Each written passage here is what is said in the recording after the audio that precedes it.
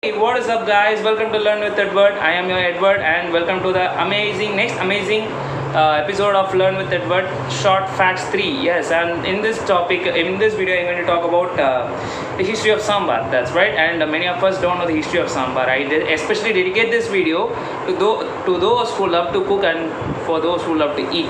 So, without any delays, let's get into the video.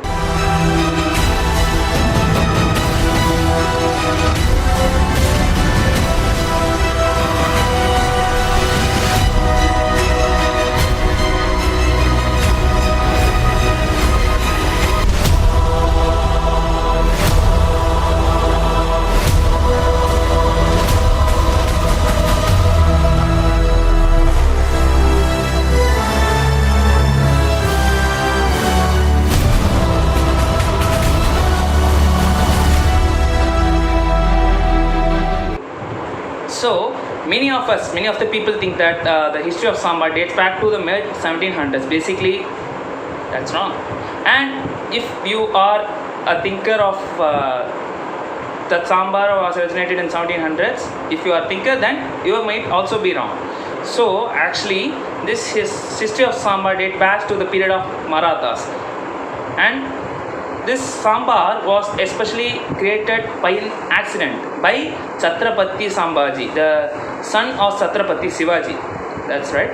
What happened was one fine day, Chhatrapati Sambhaji got really hungry that he wanted to eat something badly. So what he did was he straightly went to his kitchen and then searched for his chef. But due to his bad time, he couldn't able to find his chef. So he decided to make a dish for himself by himself.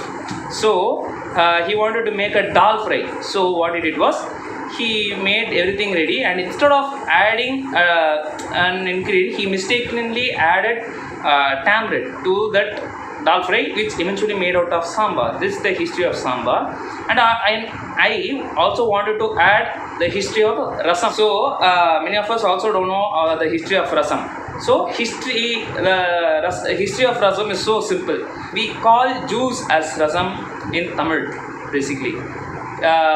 For example, if Coke is termed as rasam, and Miranda like Fanta, they are termed as rasam. But later on, what happened was we people made rasam into a dish by adding some spices to it. That's the history of rasam. So thank you guys for this beautiful episode of Learn with Edward, third short facts number 3.